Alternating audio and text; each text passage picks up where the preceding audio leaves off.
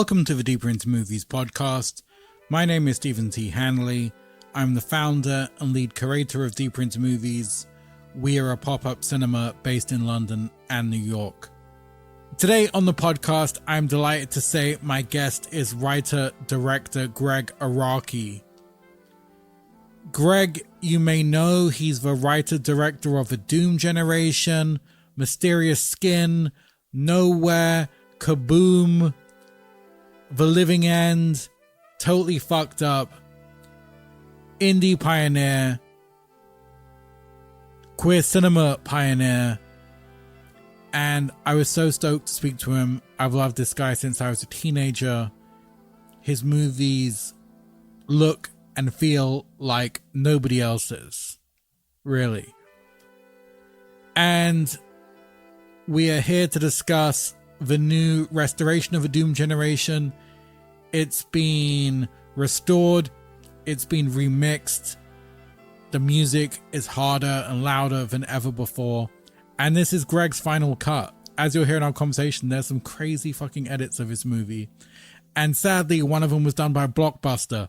Blockbuster cut the shit out of this movie, which is, this is hard to process, but I'm getting through it. Anyway, here is me and Gregg Araki.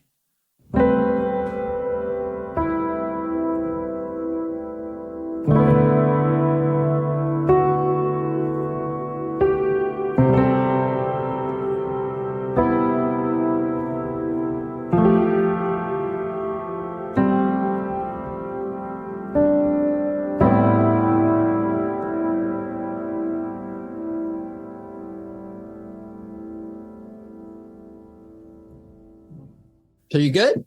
I'm good. How's things with you? I'm good. Just doing a bunch of interviews today. Oh, cool. So you're ready to get nostalgic and go back however many years? Back to the 90s, yeah. Good times. Better times in a lot of ways. Yeah, I think so. In some ways. Yeah.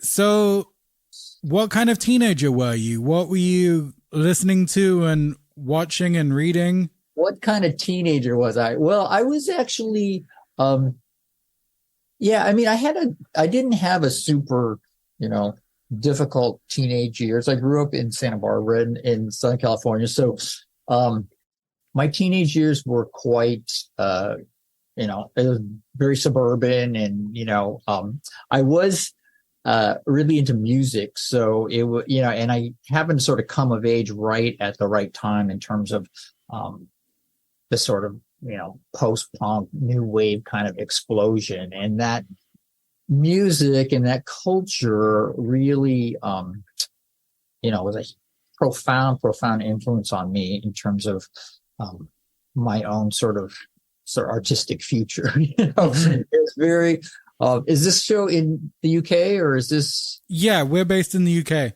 Oh, okay. Yeah. Well, so I'll hail the UK then, because it was, I was in high school when the Sex Pistols came out, and, that sort of explosion of new wave and alternative music, in the late 70s, early 80s was right as I was, graduating high school, started college, started to study film. And, I was kind of an artsy kid and really into like drawing and painting and comic books and all that stuff. So, the music really spoke to me and that culture really spoke to me. And it was such a profound influence on me in terms of this sort of, DIY ethos of it and the idea of just sort of marching to your own drummer. That was something that, in my formative years was a big part of my life. And what type of movies were having an effect on you? The same thing. I mean, it was just like, it was just, don't want to be too nostalgic here, Yeah. but it was a time of like,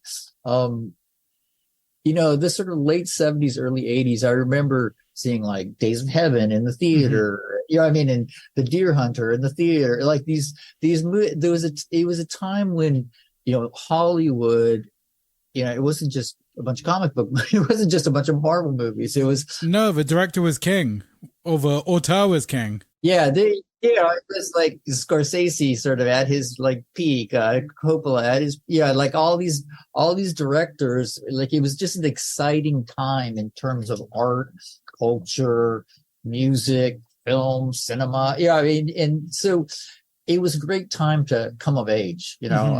I was, I had friends that were in like the kind of creative studies college, and we used to go to like art openings and wear crazy outfits, and it was a cool time. And so I feel very fortunate, and as far as the timing of my just timing of my life when things were happening in the culture was right when I was sort of at my most I was at my most sort of open and most sort of absorbing all of Yes. the influences. I feel the same way coming up in the 90s with your movies, Linklater, Jarmusch, Hal Hartley, and Yeah. I remember seeing a Yo La Tango video and Hal Hartley made the video, and I was like, oh my God, all my favorite directors are probably into the same type of music I'm into as well. And you'd see cool cameos from like Joe Strummer and stuff in Jarmusch movies, and the whole music and movies universe was just like all one thing. Yeah, no, definitely. I'm actually doing a screening of Doom Generation in New York, and they asked me to screen a film before that was a bit of an inspiration, or a film that is a sort of personal favorite. And I picked Something Wild for the same reason, like because Jonathan Demme, that film is like a little bit earlier, it's 1986, but Demme's somebody that was the same thing, like very into the music I was into. He directed that famous New Order video for The Perfect Kiss, and he directed Stop Making Sense with Talking Heads, and like he was into all that music that I was into. And also he didn't go to real film school. He came up through the Corman School of Film, but he had a very film school aesthetic and a film school taste. It was very influenced, you could tell, by Howard Hawks and Hitchcock and all the sort of classic American auteurs. And I picked Something Wild because it is very much modeled after Bringing Up Baby, the Howard Hawks movie from the 30s, which is one of my favorite movies, and which is an influence on Doom Generation, as well as, not to mention, The Living End, which is both of which sort of steal the sort of structure of that movie. So, it was just a time where there was a lot of like kind of cross breeding of all of this, sort of very exciting and influential stuff. That's weird you mentioned that Jonathan Demme video. I hadn't seen that until I spoke to my pals in Boy Harsher, and they were saying that's so funny. Like Boy Harsher, well, maybe the 2020s are the same. Boy Harsher actually came to the Doom Generation screening in Sundance when we just cool. Those guys are so great. Yeah, me and Jimmy and Jonathan were and Andrea Sperling, the producer, we were all at Sundance, and Boy Harsher came out. They're friends with Jimmy. Jimmy was actually in one of their videos. Yeah. And I mean, so maybe it's all going to happen again in the 2020s, where there's this sort of confluence of film and music, and because they were actually at Sundance with a movie they directed. Like Jay had just, it was a screenplay she wrote a few years ago that I think just got greenlit, and it was premiering there. I think they went actually to film school, I think. Yeah, they're big film nerds as well as. Yeah, so they're big Doom Generation fans, and it was real fun to see them. And their music videos are so you can tell they're film school people. So yeah, it's like when I was an undergraduate, we used to go to shows all the time. Like they used to have at our campus at UC Santa Barbara, they would just have, everybody would come through there, like Talking Heads, B-52s, like all that sort of, like X came there several times. That was a huge huge X fan. That's actually the name of my company is Desperate Pictures, and it's named after the X song. So it was just all, it just, I remember Bow Wow Wow came, Pretender, everybody came to our school. And I used to go to LA and see shows all the time. And it was just an awesome time to be young and be alive. Yeah. How are you now going to shows? I'm going to, as I get older, I go to less and less. I was it's Sigur Rós playing, and I was like, oh my God, beautiful. It's seated. It's in a nice auditorium. I can sit down for a few hours. I'm like, buy ticket now. I get so. You're like, yeah, I know. It's no, I still love going to shows, and it's a funny. Mention Sigur Rós. I've seen them several times. Mm-hmm. I saw them on I think it was their very, very first U.S. appearance at Coachella. They were in a tent in the afternoon. they were fantastic. But yeah, it's just like there's still great music being made today. So it's it's still there for young people to discover, I think. I was at the Rice Boys Sleeps album launch because my friends are friends with their management team. And they still won't let me live it down that it was at a bakery. The album launch was at a bakery, and for the whole night they were just serving free Icelandic schnapps and all these delicious little pastries. And I got so drunk on the free bar that I lost all my stuff in Soho House later that night. And I was talking to the staff, like, I can't find my camera. I can't find my keys. I'm friends with the Sigur Rós guys. And they said, maybe we should check outside. And I was like, yeah, sure. And they closed the door and just locked it. And it was so bad. I had to go back to my parents' house and ring the doorbell at 3 a.m. and like, I'm not dead. I just lost my keys. I was at this Icelandic post-rock event and it all got out of hand. Luckily you survived the night. It sucks that they locked you. It was of the weirdest. Like my parents, like, what happened? Good warning to about Icelandic schnapps. They probably do a lot of drinking in Iceland, I think. Yes, yeah, I definitely think so. They're very isolated up there, so.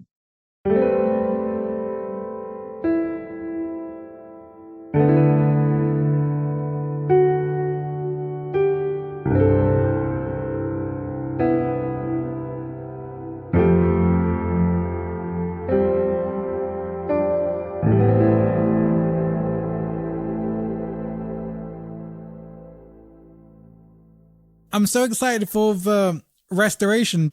I remember buying the DVD and then finding out there was the uncut, unrated DVD. And then I think you had a different one for cable. How many cuts have there been of your? There have officially been 3 versions of the Doom Generation. The first version, which is this version that we just restored, was screened really only one time at Sundance, at the world premiere of Sundance in 1995.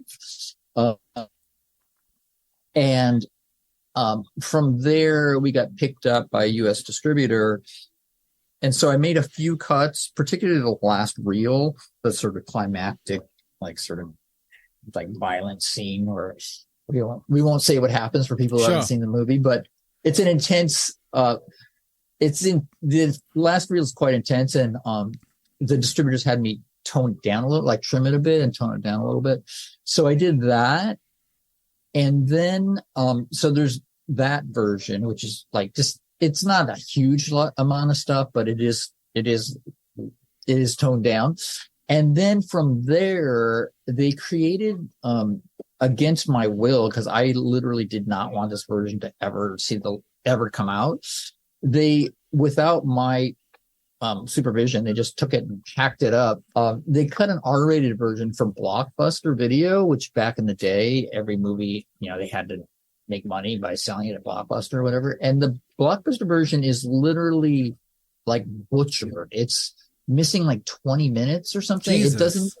It doesn't even make sense. And I told them I wanted to put it on the box, like, this version is shit. I don't want anyone to ever watch it. Like, this was made without my approval. And And so, yeah, we'll do that. And of course, they never, so that version floats around out there, and it's like horrifying to me that it even exists. So those are the three versions, and that's why I'm so excited about the remastering, because I personally, hope those other two versions go away forever. And plus, in the US, I don't know about the UK, but in the US, the video version is a pan and scan. It's not even 185. So the new version is, the proper aspect ratio, and it's a really, really beautifully shot movie. I was so I hadn't seen it for years, and then when we were remastering it, I was sort of stunned at how beautiful it is. Like, the cinematographer Jim Feely did such a good job. The lighting and the actors are just at the peak of their beauty, like all three of them. Absolutely, yeah. It's just such a beautiful movie. It's so beautifully lit, and our production designer, the late great Therese Deprez, did Jim and Therese both did such a fantastic job on such a tight budget and such a tight schedule. So I'm so pleased about the new version, that it's just gorgeous. It's just, especially if you can see it on big screen. When we saw it at Sundance, it's amazing. And so yeah, I'm very, very happy about that. And it's also been remixed too. And some of the dialogue was kind of like we actually ADR'd a few lines that I could not make out. And we remixed the soundtrack. Mm-hmm. It has amazing soundtrack of bands that I can't believe that we even got them in such a small movie. But it's such a great time capsule of amazing music from that period. And so one of the things I did in the remix was I kind of recut the music a little bit, and we remixed it so that you can hear it, and the music is rocking. So it rocks way more than it used to. Obviously, I've grown up watching all your movies, and it was kind of crazy rewatching it, knowing that you said Doom Generation was your first time working with a real crew and a DOP and a production designer and all those essential figures. But watching it again, I was so amazed that your vision is so confident, and your production design, your style, all your needle drops. I was wondering, how did you feel stepping into an air quotes real set with a whole team behind you and stuff? And it was really funny because it was very it was a big step for me, and I remember it was a real adjustment, because my films before that, Living In and Totally Fucked Up, both were just super small, like 16 millimeter. Maybe like 20 grand or whatever, and I was basically the cameraman, and the producers Marcus and John were on Living It. They're basically like PAs, and they brought the lunch, and so it was just the crew in those movies was so tiny. It was literally sometimes just one person, just me with a camera. Sometimes it was maybe 5 people, like sound person and a couple PAs or whatever, but it was not like a full-on production. And Doom Generation was my first movie that had a full-on, as you said, production designer, DP, and our director of photography, and crew, and assistant directors, and I remember it being a bit of a learning curve for me, because I just found the bureaucracy of it frustrating. It's just like so many people, mm-hmm. and walkie-talkies, and but I had a super clear idea and clear vision of, because it was actually my 5th movie. So, because even though I've been working at a different scale, I knew cinematically what I wanted. So it was very specific and very, it was, a larger crew, but still the same process basically of sort of bringing this movie that's in my head, like getting it onto celluloid. So the process of that aspect of it was not that different, but it was a cool time in the sense that, again, because of the way I grew up and alternative music and all of my sort of musical heroes. It was very like, we were just like totally, I guess, just the confidence and the stupidity of youth, just very like, just do whatever we like. It was very just, kind of no holds barred. It's just like going to those places of, sort of crazy ideas. Like, okay, let's make this motel room all red. Let's make this other motel room like black and white checks. Let's push the sort of sexuality of the threesome like kind of to the limit. And it was really just, there wasn't a worry about like, oh well, we don't want to turn off that part of the audience or this demographic or that. It was just very like, in those days of sort of early 90s indie filmmaking, it was just like a whole new frontier, and it was very exciting, and it's just very cool, creative place to work in. And looking back, this film is so dark and nihilistic.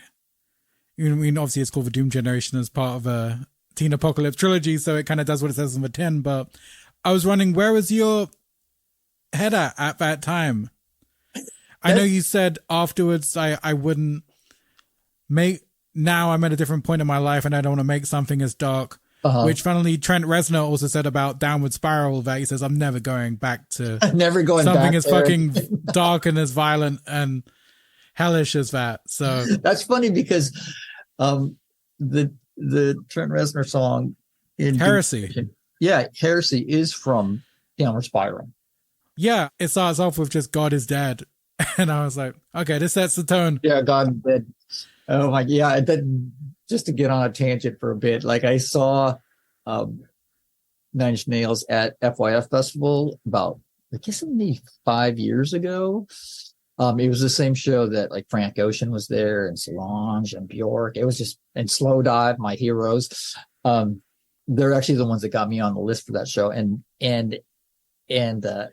Nine Inch Nails played so much of that album. It was fucking like, I was like out of my mind because it totally took me back. Like they played that song Reptile that I love so much. And it just was, like literally it was, I was like a kid again. It was like, it took me back to, I saw, not to brag, but I saw Nine Inch Nails when they were like, I think it was one of their first LA shows. I saw them at Helter Skelter, which is a kind of goth industrial club, and they played a room that was literally like a garage. I mean, it was like probably 50 people fit into it. But I remember that very first those early Nine Inch Nails shows. But anyway, back to in terms of the sort of darkness of Doom Generation, that's one of the coolest things to me about like all of my films, in the sense that my films come from a very sort of personal place, and they're very, they're almost like diaries or journals for me. Like I literally will just kind of spew out all this. Like I keep notebooks of like little ideas and little thoughts, and so the movies, especially those 90s movies, but even today, it's like they're all very much where I was at, and Doom Generation is absolutely where I was at in the early 90s, where my head was at, how I was feeling about the world, how I was feeling about just life in general. And they're all very much a snapshot of my head. Thankfully, I guess like Trent Reznor, we sort of evolve and grow and change and soften up. Yeah. And our priorities change, and our world changes, and our worldview, we sort of like hopefully get a little more mature, but that it was very much that period of my life that's where that movie comes from.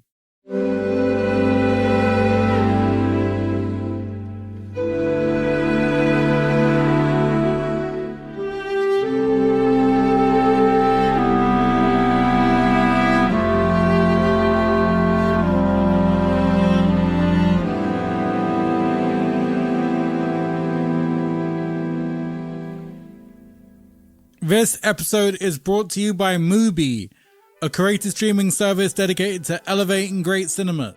Iconic directors, emerging auteurs, there's always something new to discover. All the Mubi films are handpicked. I've been a Mubi subscriber for years, and I want to dig in and give you guys 3 of my favorite picks from the Mubi UK catalog. This is always fun. Let me dig in. Okay. Gregg Araki is on the pod, so we've got to go for Mysterious Skin from 2004. Joseph Gordon-Levitt and Brady Corbett as 2 young lost teenagers. Brady's obsessed with UFOs and feels he's been abducted.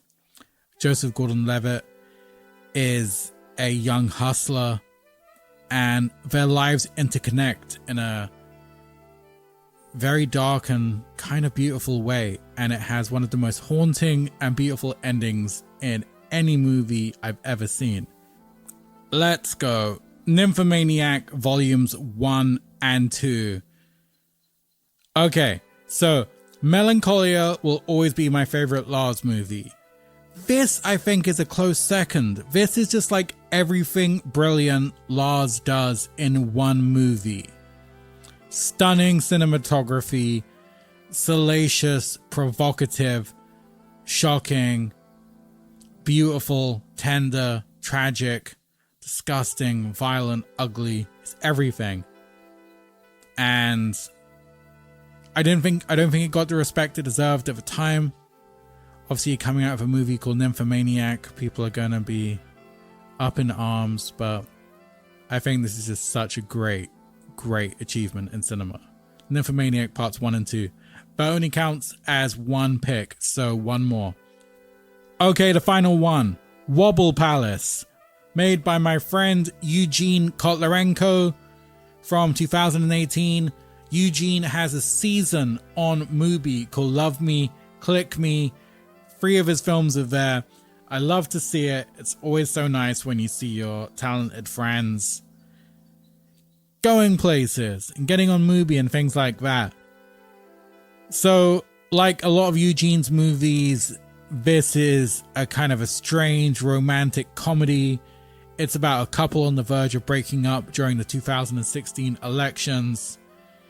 And Eugene, like nobody else, does the kind of hells of the modern romance, texting, dating apps, things like that. He's just fantastic. And yeah, start with this one. Okay, that's it. And you can watch all these movies for free. Just go to Mubi.com/deeper into movies for a whole month of great cinema for free. Mubi.com/deeper into movies. Watch the 3 I recommended and discover another ton of great movies.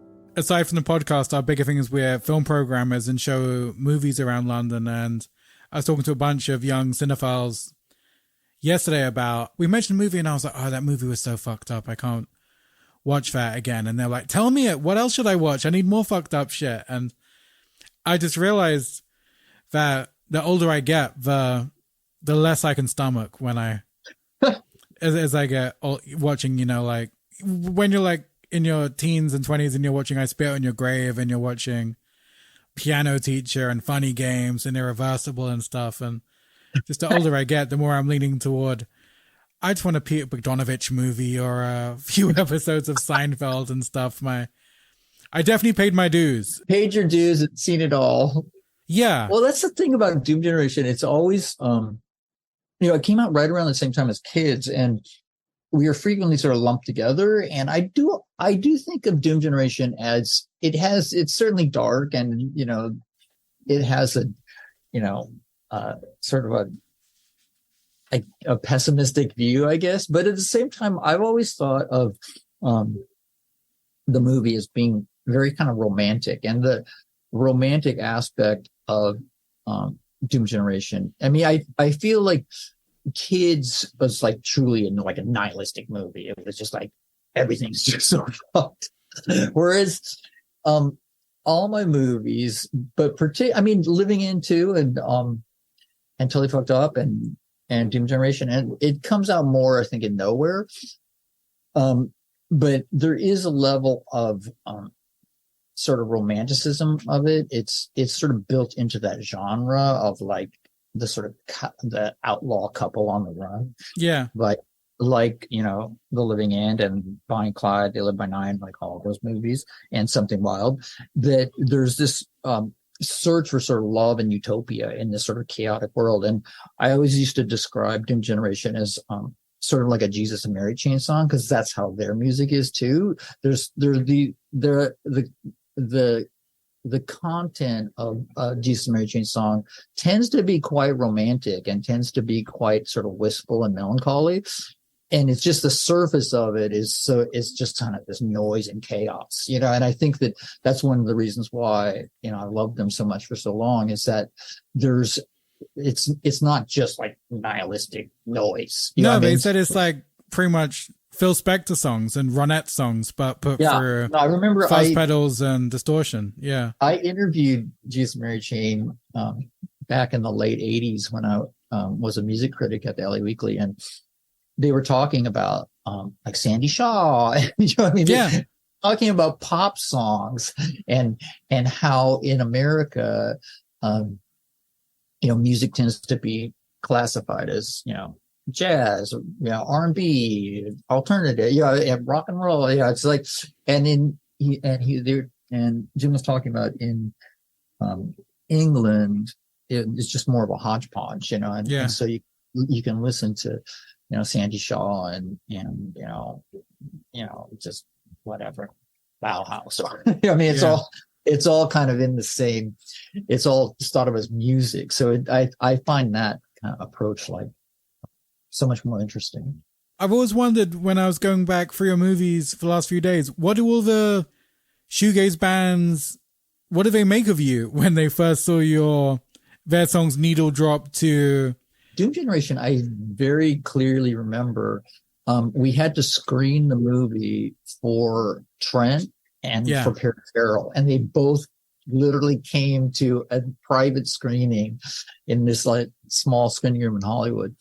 We had to screen a rough cut before they would approve the use, and so they were both there. But it was, you know, I think they, you know, again, it's like the time. It was the time, you know. It was the times, you know. It's like they appreciate that, you know, that I was doing in film kind of what they do in music. You know what I mean? Just like doing my own thing and not really being like, oh, this is like a big, you know, top 40 mainstream thing. This is like something kind of artsy and iconoclastic and subversive, and, you know, and so I think they both kind of, you know, appreciated it.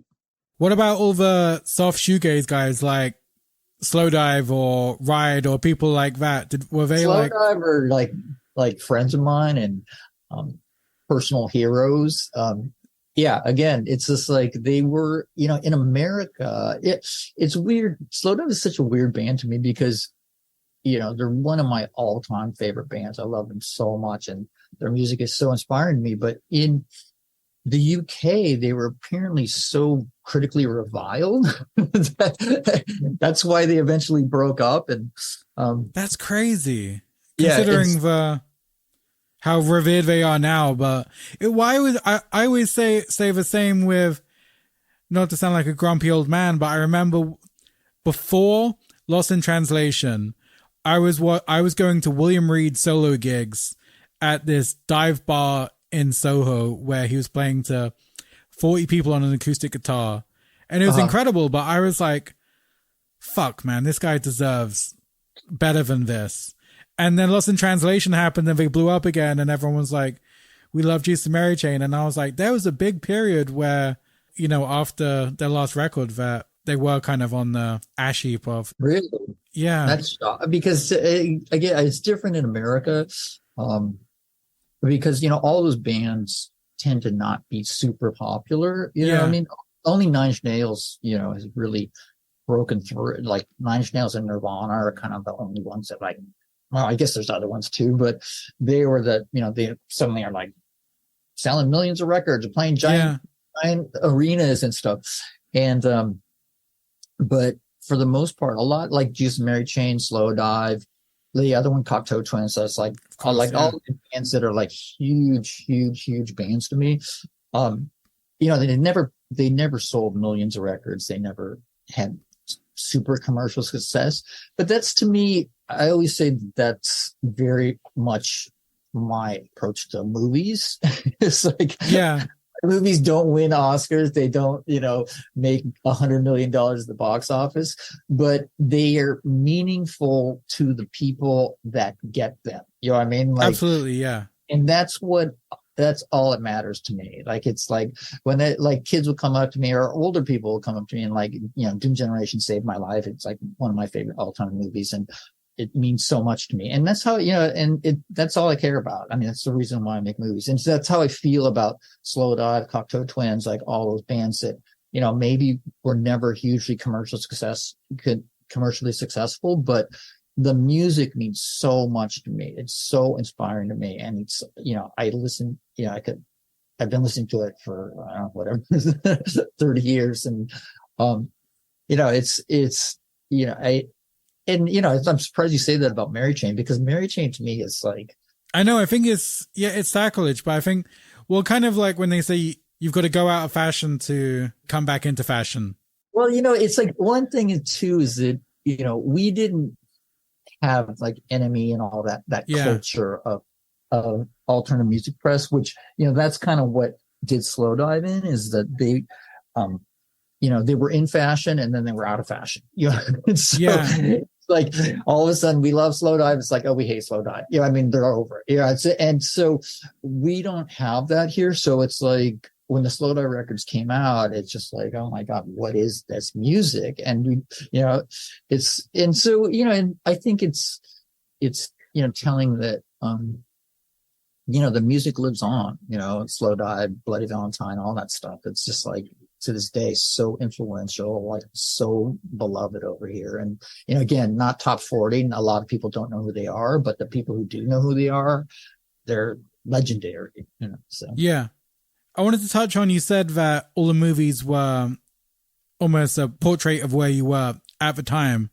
Uh-huh. So I was wondering, where does this sense of doom and apocalypse come from in your movies? And also, you've got the rapture in Nowhere. James Duval believes he's going to die very soon. Everything's off. There's a dark energy brooding and strange encounters. I was wondering where all this comes from. A lot of it came from just, being young. And there's that feeling of, that's why a lot of my movies and a lot of the stuff I do are about that age of being young and being confused and feeling alienated and not sure who you are. Because when you're young, your life is, just everything's question mark. It's just, you don't know what's going to happen. Everything's so uncertain. It's such a kind of confusing, but at the same time, such an exciting and kind of exhilarating time. You just can't see the forest for the trees yet. And, the older you get, I'm in my 60s now. And, the older you get, the more comfortable you get, the more secure you get, the more, you just become, the person that you're meant to be. But, when you're struggling in your teens, your 20s, your 30s, and you're just trying to find yourself and trying to find your place in the world, there's a darkness to it, but there at the same time, there's a real lightness and a real vitality there and a real kind of life being lived that at the time you just don't have the perspective on it yet, but you gain it with age, I think. So I think that's where a lot of that comes from, because it's just very much just how you feel in the world. And aliens is a recurring theme in your movies. and abduction. Where does that come through? Not to psychoanalyze you, but I'm curious. A lot of my movies are set in Los Angeles, or I'm based in Los Angeles. And what I've always loved about living here, and I remember somebody in film school said this to me once, is that like living in LA is like living inside a giant cartoon.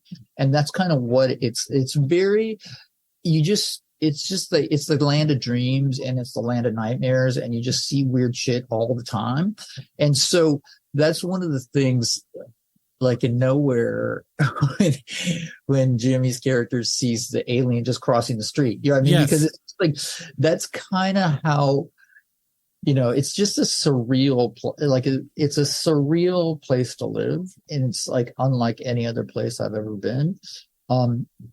There's just a level of like fantasy colliding with reality, and it's just like weird shit happening all the time, which really fuels me and kind of fuels my movies and fuels my imagination, I think. And when I was rewatching Nowhere, it's one of my favorite opening title sequences with the we're remastering Nowhere next. Oh, thank God. Amazing. It's never been properly released. It's never been on video in America. It's like it was never released on DVD here, only on VHS. Really? What the fuck? Yeah, and it has a huge cult following. And every time I appear anywhere in public, people say, "Where's Nowhere? I need to get Nowhere." No. And so we finally got the rights back, and we're remastering that next. So I'm super excited about that. So soon the whole Teen Apocalypse trilogy will be available. Finally. For the next generation. And what was so wild is when I was watching I loved the way all the titles are sliding across the screen, but what a cast. It's incredible. Oh, yeah. You literally got the who's who of teen stars at the time. How was it putting all those people together into your... Nowhere was such a kind of... Doom and Nowhere were both really just kind of magical time for me. It was just very Nowhere was shot in the summer, and it was just like a super fun shoot, and all the actors were just like so cool to work with. And Doom Generation, looking back on it, it was I look back on it with such fondness, and it was such a amazing experience. And to this day, it holds such a special place in my heart. But the shooting of it was difficult. It was winter. It was cold. Nights, right? Yeah. And for anybody who's in production, people, when you shooting nights, it just turns you into you're like a zombie. Yeah. And so it was a different, and the second day of the shoot was the Northridge earthquake, and we had our set was wrecked, and it was just like a lot. It was like, people say that you should never call your movie something like the Doom Generation because it curses the movie. Right. So the shoot was very, it was a hard shoot, but again, I look back on it with such fondness, and it was such an amazing time, and the actors are also amazing. And now I can look back on it and laugh, but at the time it was not easy. I remember when I was watching Nowhere, I was like, this is almost like Euphoria 20 years before. Do you get that a lot? I always think like Euphoria and Rules of Attraction both are slept on and need more respect when I look at Euphoria. I do feel like youth culture is kind of caught up a little bit with Nowhere. Nowhere was very much kind of a vision in my head. It didn't really exist at that point, and I remember the first time I ever went to Coachella. That's why I love Coachella so much, and that's why I've been there so many times, is that it reminded me of Nowhere. Like, it was very like this sort of utopian place of like these beautiful kids, and they were all kind of, omnisexual. Yeah.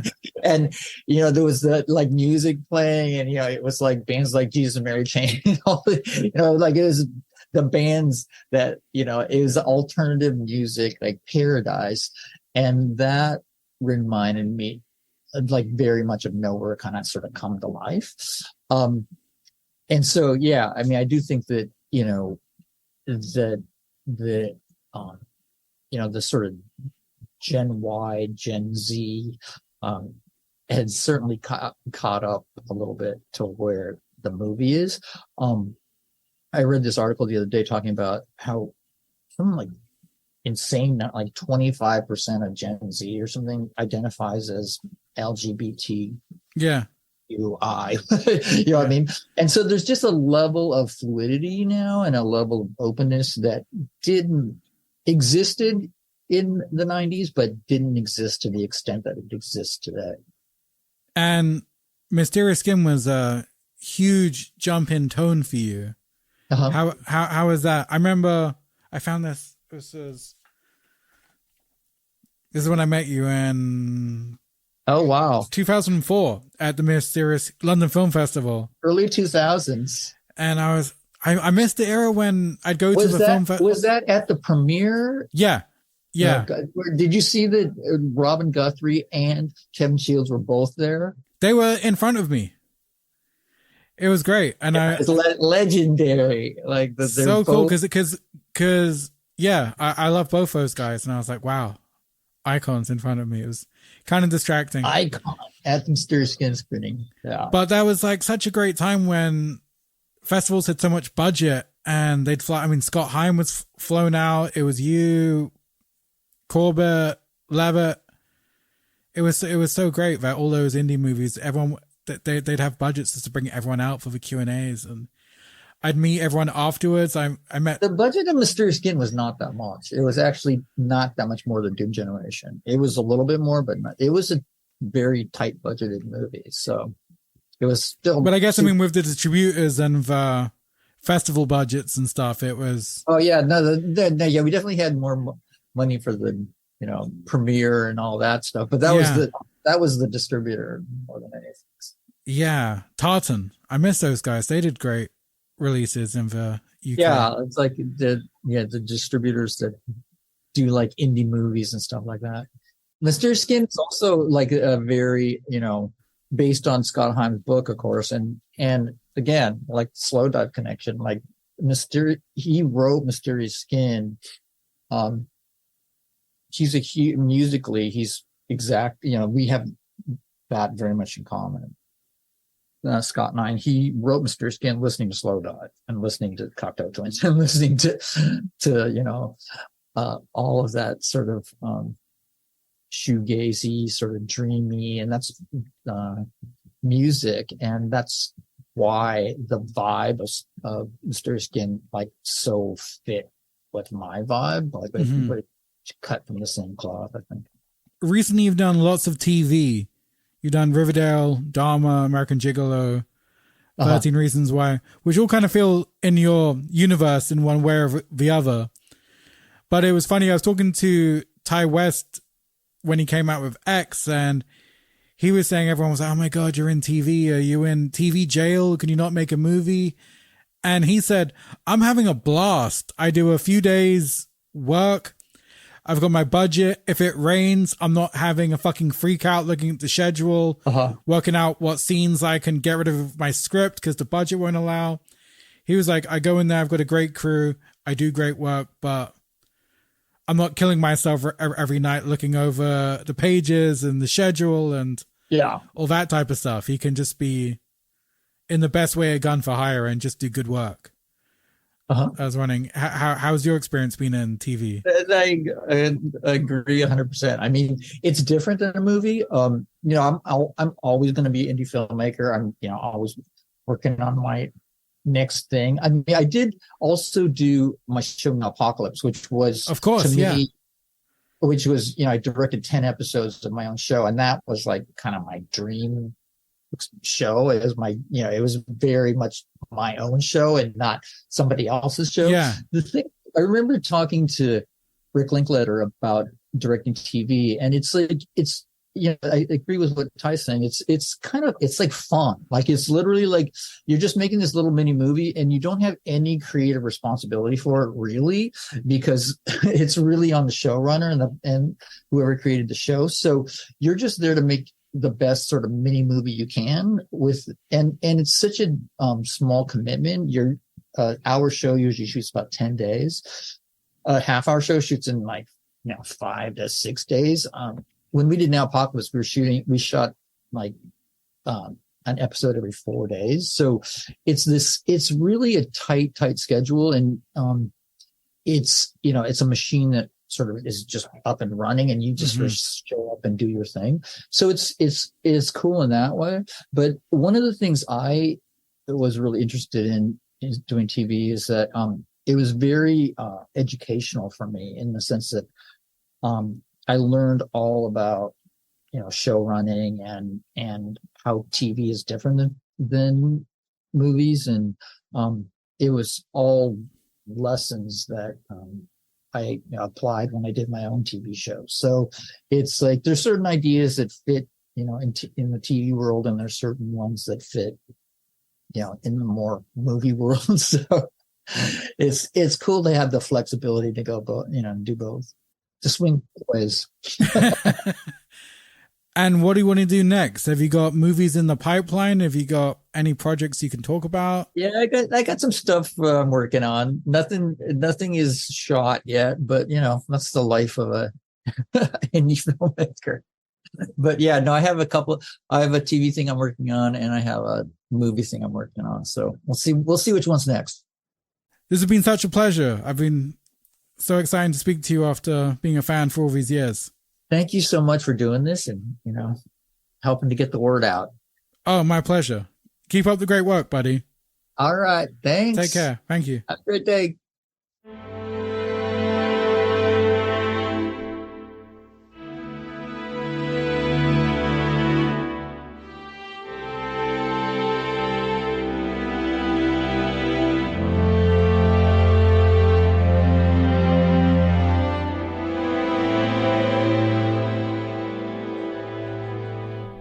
Boom! That was me and Gregg Araki. What a sweet guy. That was so incredible I got to speak to him. As you regular listeners know, when I get to speak to those guys from the 90s, from the indie Sundance era, it just gets me. Those are the guys I grew up watching all their movies, and when I was deepest into cinema, watching like 2 or 3 films a day, and regularly getting my mind blown by discovering a new visionary director, like Jarmusch, Hal Hartley, Gregg. So yeah, these ones just hit different. Okay, that's it from me. Thank you guys for listening. Thanks to Joshua Eustace, aka Televon Tel Aviv, for my beautiful music, and we'll speak soon.